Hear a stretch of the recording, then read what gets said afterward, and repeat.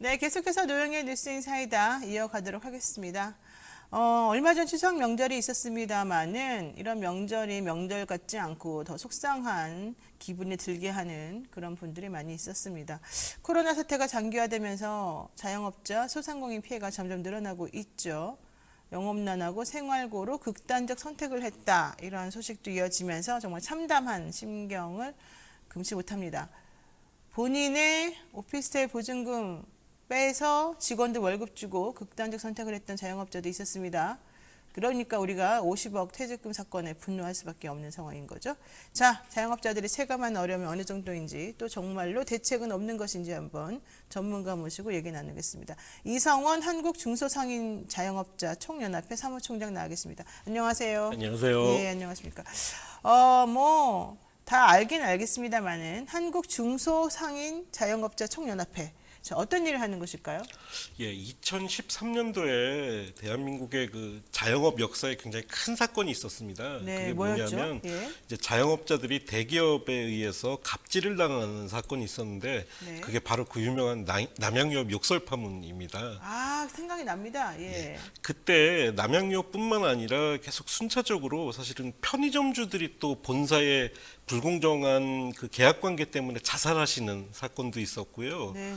또 임차 상인들이 권리금을 또 건물주에게 또 빼앗기는 사건들이 있었고, 그 사회에 있어서 이 자영업자들이 대표적인 그 의뢰해당하는 사건들이 그렇죠. 많이 나오면서 그 더 이상 우리 자영업자들이 이렇게 피해만 보면 안 되겠다. 우리들의 권리를 우리들이 직접 찾자 네. 해서 그 사회적 약자들인 자영업자들이 모여서 결성한 단체가 저희 단체의 모태고 그게 벌써 10년이나 됐습니다. 그랬군요. 정말 말씀 듣고 보니까는 맞아요. 남양유업 대리점 갑질 사건 좀 정말 충격이었었죠, 우리가.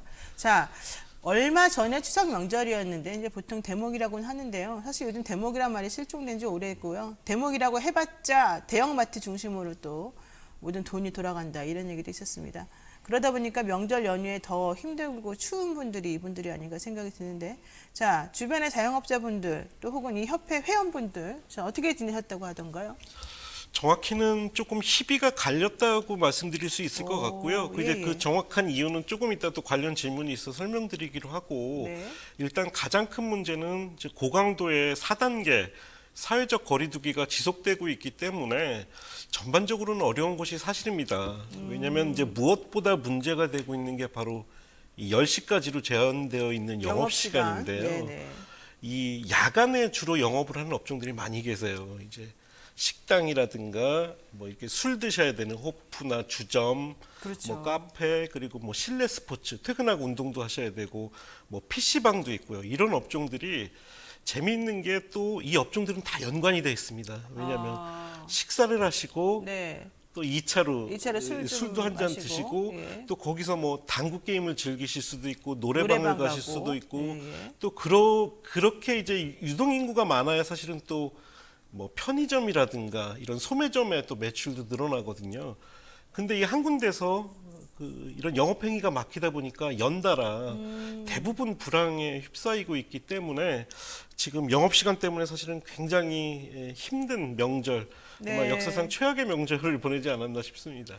그런데 4단계 고강도 거리두기가 원래 처음엔 좀 세게, 굵게, 짧게 이거였잖아요. 근데 결과적으로는 세게, 길게 뭐 계속 이렇게 좀 나가고 있어요. 자, 피해가 그러면 어느 정도 상황인지 구체적으로 말할 수 있을까요? 예, 일단은 알려진 수치로만 좀 설명을 좀 드리자면요. 네. 아마 여러분이 가장 주변에서 많이 찾아보실 수 있는 식당만 따지자면 작년 코로나 시작부터 올 8월까지 약 12만 5천 개 가량 식당만 식당만 예, 10만 5천 폐업을 개가 했습니다. 폐업을 했어요. 예. 그리고 바로 얼마 전 그 한국경제연구원이 시장조사 전문기관 모노리서치에 의뢰해서 자영업자 500명을 대상으로 실태조사를 했더니 40% 정도가 폐업을 고려 중이다.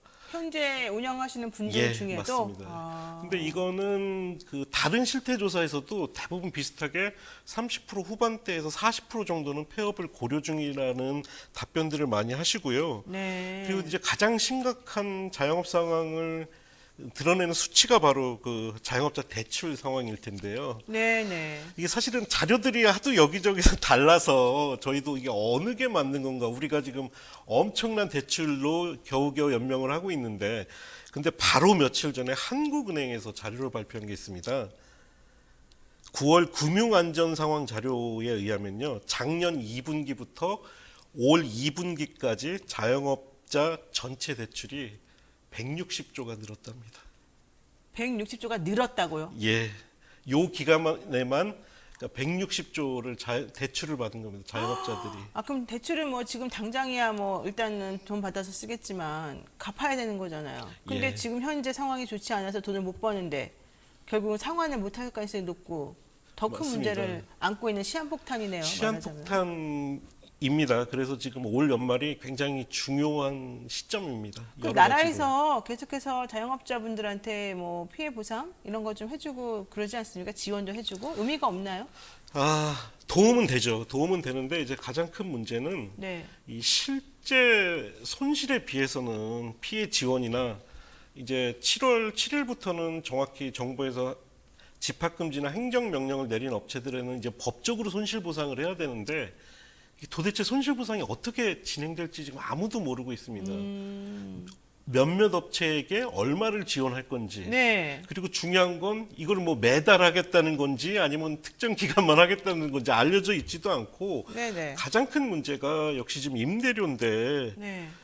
잘 아시겠지만 서울에서 웬만한 그 상권에서 식당만 해도 월세가 거의 1,000만 원 돈이 되거든요. 1,000만 원이요? 예, 뭐 종로, 신촌, 강남 같은 데서는 뭐 고깃집이나 네. 조금 규모가 있는 호프집 같은 데는 월세가 2, 3천만 원씩 합니다. 그래요? 예, 그래서 사실 지금 가장 큰 피해는 영세한 업체들도 힘들지만 중대형 업체들이 너무 힘듭니다. 그러네요. 아니 그러면 사실 그분들이 영업 열심히 해가지고 결국 임대사업자들을 먹여 살리고 본인도 맞습니다. 먹고 살고 이런 구조인데 그래서 요즘 자영업자들 사이에서 늘고 있는 게, 장사가 안 되니까 오히려 본인 매장 문을 닫고 임대료를 내기 위해서 알바를. 아르바이트를 많이 하십니다. 세상에. 그래서 뭐 식당 같은 경우에는 점심 장사만 하시고, 뭐 이게 부부 두 분이 운영을 하시다가 오후에는 다 아르바이트 하시는 경우가 굉장히 많습니다. 뭐 아르바이트 자리도 점점 없어지겠어요? 맞습니다. 그렇게 보면.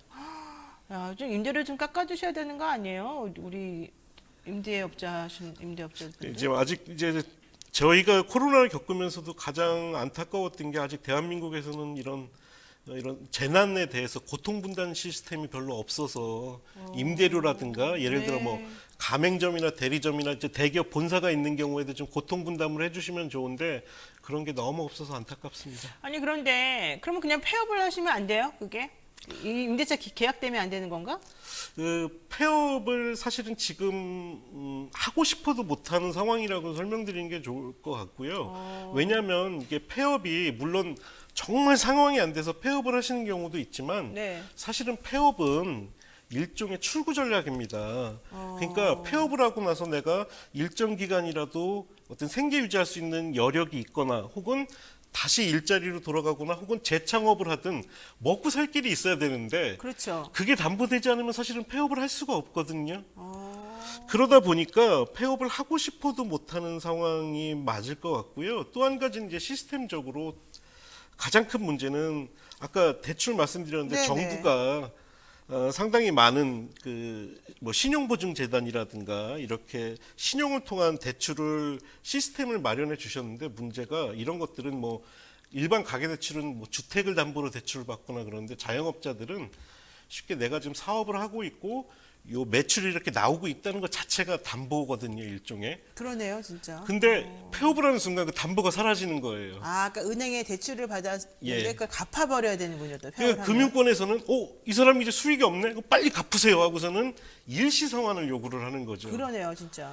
그런 지점도 있고, 또 하나의 문제는 폐업을 하고 싶어도 폐업의 비용이 많이 듭니다. 무슨 비용이 들어요, 폐업하는데? 인테리어비 원상 복구를 해야 되는 의무가 있잖아요, 세입자들한테는. 그렇군요. 예, 그리고 또 철거 비용이라든가 이런 비용들이 상당히 많이 들기 때문에, 지금 가장 큰 문제는 장사를 하고 싶어도 장사를 못하고 폐업을 하고 싶어도 폐업할 여력이 없는 게 너무 큰 문제입니다. 그러네요. 진짜 저는 너무 단순하게 생각했는데 알고 봤더니 폐업을 하려면 일단 뭐 대책이 마련돼야지 폐업을 하는 건데 그게 없고, 두 번째로는 폐업한다 그러면은 은행에서 야 그동안 내가 빌려줬던 거 다 갚아라 이렇게 되는 거고, 또 임대업자들은 그럼 원상복구하고 나가라 이래야 되는 거군요.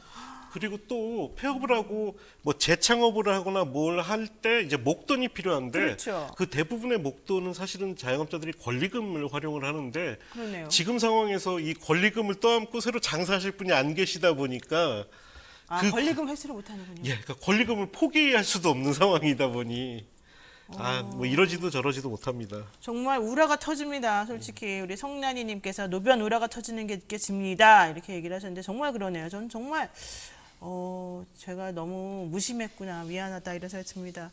자, 어제 김부겸 총리 주재로 사실은 간담회 열었지 않습니까? 뭐라고 하던가요? 일단은 위드 코로나 말씀을 해주셨는데 계속 그 방역 당국도 그렇고 정부에서 이야기하는 게 전 국민의 70% 정도가 접종 완료가 되면 위드 코로나로 바로 가겠다는 건 아닙니다, 사실. 갈 수 있는 로드맵을 제시하겠다, 혹은 서서히 완화해 가겠다. 서서히. 예, 라는 말씀도 해주셨고요. 이제 무엇보다 다른 건 또 이제 그 역시 임대료 문제를 심각하게 보시고 임대료 대책을 마련하겠다라고 말씀을 해주셨는데, 근데 사실 이제 안타까운 건 자영업자들한테 지금 최대 관심사는 다음 주부터 사회적 거리두기가 어떻게 될 것인가, 또 다시 연장될 것인가, 이게 최고의 관심사인데 사실 이 부분에 대한 특별한 언급은 없으셨고 분위기는 대체적으로 연장되지 않겠느냐여서 굉장히 걱정이 큽니다. 사실 이게 우리가 또 추석 연휴 기간 동안에는 1,500명대 막 이래가지고 좀 괜찮아지려나 했더니 검사를 안 받아서 그렇게 줄어든 거다. 맞습니다. 이런 예, 얘기를 예. 하니까 3,000명대만 어제 나왔잖아요. 그러니까 그러면은 이 상황에서 거리두기를 우리가 또 그만두면은 이제는 뭐 더 이상 걷잡을 수 없다, 이런 위기 의식 때문에 안 된다라는 얘기가 있더라고요. 네, 지금 노영의 뉴스인사이다 여러분, 이성원 한국중소상인자영업자 총연합회 사무총장과 이야기 나누는 거 지금 듣고 계시는데요. 궁금한 내용이나 하시고 싶은 말씀 있으시면 댓글로 달아주시면 제가 질문할 수 있도록 하겠습니다. 자, 그런데요, 물론 아까 지금 이제 정부하고 얘기를 해봤지만 뾰족한 대책이 없더라. 위드 코로나 하면 서서히 좀 좋아지겠지, 기대 말고는 제대로 된 건 없다, 뭐 이런 얘기 지금 해주셨습니다.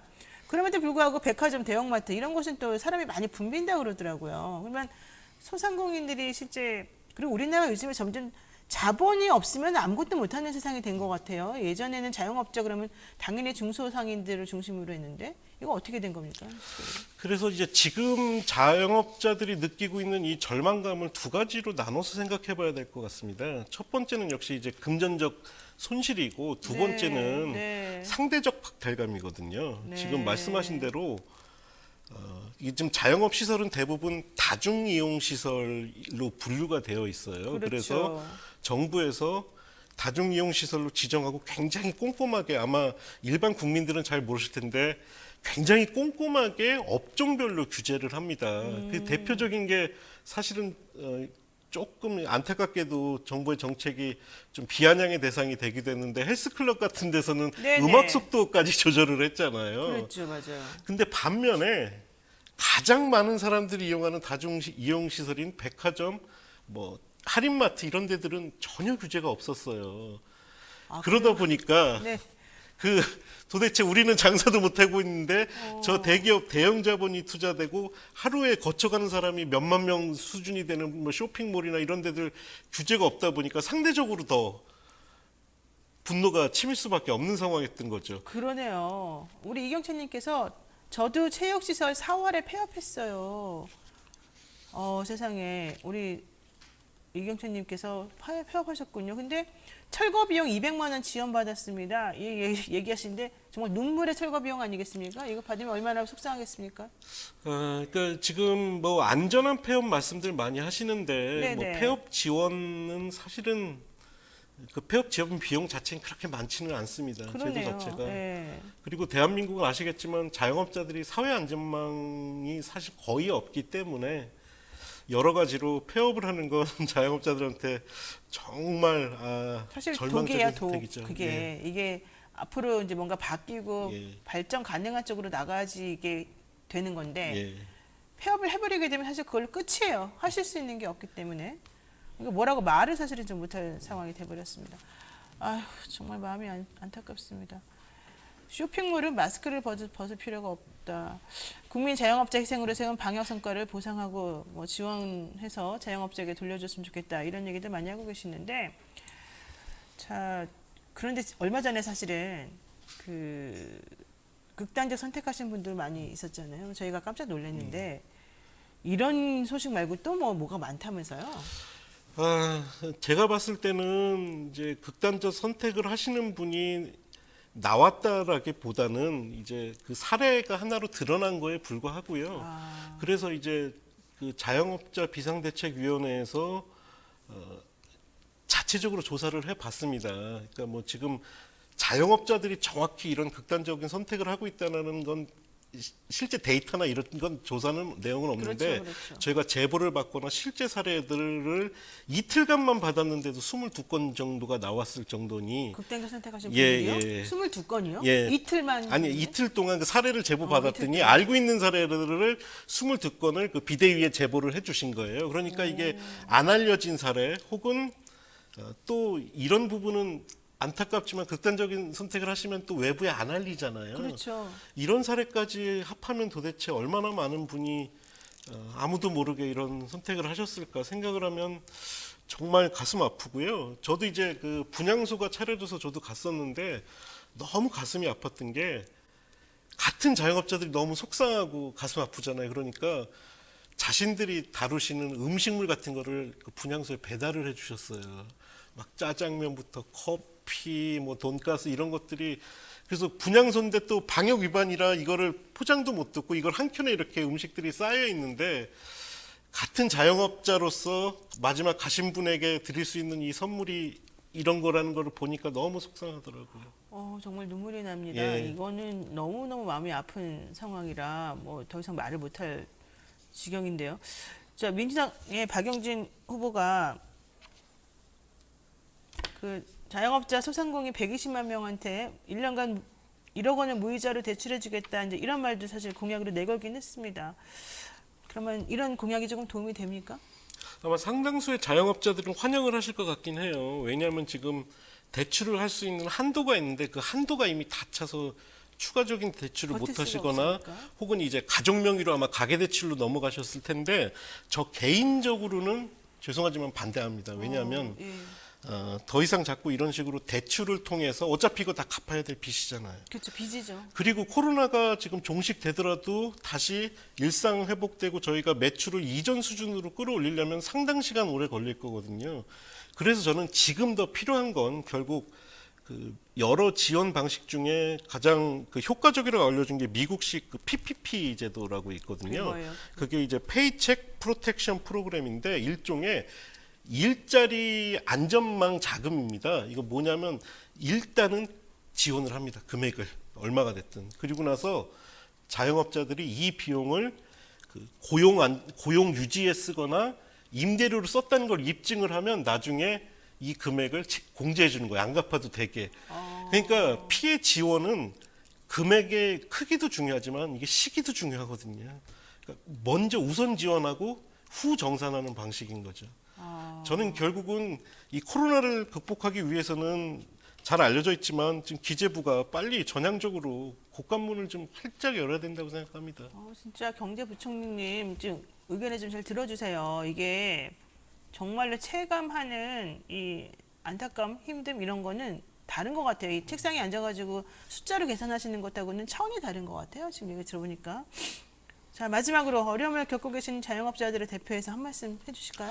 예, 이제 위드 코로나 이야기가 많이 나오고 있는데 많이 걱정들 하세요. 근데 네. 저는 이미 위드 코로나는 시작됐다고 생각을 하고요. 네. 추석 때 이제 최고 확진자 명절 지나고 3천 명까지 나왔는데 우리 사회에 아직 큰 충격은 아니라고 생각을 해요. 그만큼 국민들이 성숙하셨고 이제 코로나 함께 살아가는 시대라는 걸 다 알고 계시기 때문에 네네. 예, 다 같이 여기 동참해 주시고 우리가 이제 일상으로 돌아갈 수 있도록 최대한 협조해 주시면 저희 자영업자들도 큰 도움이 되겠습니다. 예. 네, 우리 안중만님께서도요. 8월 30일에 폐업했습니다. 이런 얘기 하셨고요. 자, 10월에 진행되는 손실보상법 적용되는지 궁금합니다.